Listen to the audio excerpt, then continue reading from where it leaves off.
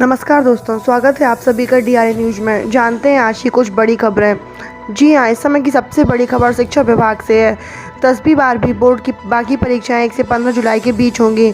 Lockdown के कारण अब 83 नहीं सिर्फ 29 विषयों की परीक्षा ही हो पाएगी। जी हां, लॉकडाउन के चलते केवल उन्हीं विषयों की परीक्षा होगी जो आगे की क्लास में जाने के लिए ज़रूरी हैं। उत्तर पूर्व दिल्ली को छोड़कर देश भर में बाकी 10वीं 12वीं बोर्ड की कोई भी परीक्षाएं नहीं की जाएंगी। बढ़ते हैं आज की अगली खबर की ओर। भारतीय नौसेना ने बनाई कम लागत वाली पीपीई किट, सभी मानकों पर टेस्ट हुआ सफल। जी हां, भारतीय नौसेना द्वारा तैयार और डिजाइन की गई पर्सनल प्रोटेक्टिव इक्विपमेंट किट को बड़े स्तर पर तैयार करने का सर्टिफिकेट मिल गया है। इसे कोविड-19 से सुरक्षा की स्थिति में इस्तेमाल किया जा सकता है। इस पीपीई किट को डीआरडीओ के दिल्ली स्थित नाभिकीय औषधि और संबंध विज्ञान संस्थान ने टेस्ट किया और प्रमाणित किया कि पीपीई किट को सभी परीक्षण मापदंडों को पूरा किया जा रहा है। ये मानदंड भारतीय चिकित्सा अनुसंधान परिषद और स्वास्थ्य एवं परिवार कल्याण मंत्रालय भारत सरकार द्वारा निर्धारित किए जाते हैं। अगली खबर केरल से है। राज्य की अर्थव्यवस्था विदेशों से आने वाले पैसों पर निर्भर है। हर साल प्रवासी भेजते हैं 60,000 करोड़ रुपए। उनके लौटने का सीधा असर इकोनॉमी पर होगा। जी हां, विदेशों से केरल लौटने को 4.13 लाख लोगों ने रजिस्टर किया। उनमें से 61,000 सिर्फ इसलिए लौट रहे हैं क्योंकि उनको नौकरी से निकाल दिया है। 40 लाख केरल वासी रहते हैं विदेशों में। कुल प्रवासियों के सिर्फ 10% हैं जिन्होंने वापसी रजिस्टर किया हुआ है। बढ़ते हैं अगली खबर की ओर।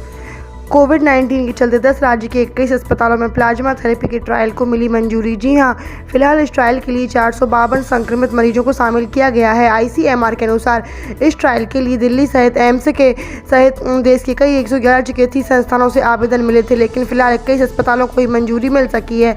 हालांकि इन अस्पतालों को अभी और वक्त दिया गया है, लेकिन जैसे ही 400 मरीजों का पंजीयन पूरा हो जाएगा उसके बाद अस्पताल की संख्या नहीं बढ़ेगी। महाराष्ट्र के 5 और गुजरात के 4 अस्पतालों के अलावा मध्य प्रदेश, राजस्थान, उत्तर प्रदेश और तमिलनाडु, तेलंगाना, पंजाब के भी एक अस्पताल शामिल किए गए हैं। अगली खबर की ओर बढ़ते हैं जो कि अयोध्या से है। श्री राम जन्मभूमि तीर्थ क्षेत्र ट्रस्ट में दान आयकर मुक्त होगा। केंद्र सरकार ने गजट नोटिफिकेशन जारी किया।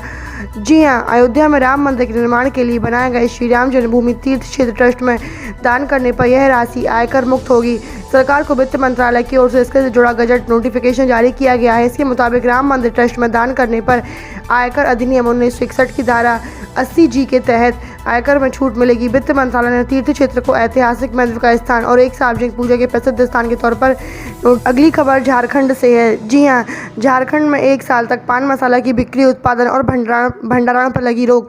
हेमंत सोरेन की सरकार ने आज एक बड़ा फैसला लेते हुए झारखंड में 11 कंपनियों के सभी तरह के पान मसाले की बिक्री, उसके उत्पादन और भंडारण पर अगले 1 साल तक के लिए पूरी तरह से रोक लगा दी है। बताया जा रहा है कि सरकार ने कई जिलों से 41 तरह के पान मसालों का सैंपल लिया था और जांच में पता चला कि इन सभी में मैग्नीशियम कार्बोनेट अधिक मात्रा में है। मैग्नीशियम कार्बोनेट न केवल हृदय के लिए बेहद हानिकारक है, बल्कि फूड सेफ्टी एक्ट के मानक के मुताबिक इसका पान मसालों में उपयोग करना भी वर्जित है। इन्हीं सब के चलते 11 कंपनियों के पान मसालों पर बिक्री और भंडारण पर रोक लगा दी गई है। अगली खबर औरंगाबाद से है। औरंगाबाद हादसे के बाद जागी महाराष्ट्र सरकार, प्रवासी मजदूरों को घर भेजने के लिए बनेगा विशेष दस्ता। जी हां, औरंगाबाद में रेल पटरी पर गहरी नींद में सोए 16 मजदूरों की मालगाड़ी में से कटकर दर्दनाक मौत होने के बाद महाराष्ट्र सरकार जाग गई है। सरकार की तरफ से प्रवासी मजदूरों की सुरक्षित वापसी की तैयारी शुरू कर दी गई है। उप मुख्यमंत्री अजित पवार ने कहा कि हर हालत में मजदूरों को उनके गाँव सुरक्षित पहुँचाएंगे। पवार ने प्रवासी मजदूरों के लिए विशेष दस्ता बनाने की भी घोषणा की है। अगली खबर श्रमिक ट्रेन से जुड़ी हुई है। जी हां, मजदूर कह रहे हैं किराया हमसे लिया। भाजपा का दावा, रेलवे 85% सब्सिडी दे रही है। और तो और रेल मंत्रालय की गाइडलाइन में साफ लिखा है टिकट का पैसा मजदूर देंगे। लॉकडाउन में दूसरे राज्यों में फंसे मजदूरों के लिए स्पेशल ट्रेनें चल रही हैं। इन्हें श्रमिक ट्रेन का नाम दिया गया। पहली श्रमिक ट्रेन 1 मई को तेलंगाना से झारखंड तक चली थी। अब तक 160 से ज़्यादा ट्रेनों से 1.60 लाख से ज़्यादा मजदूरों को घर छोड़ गया है।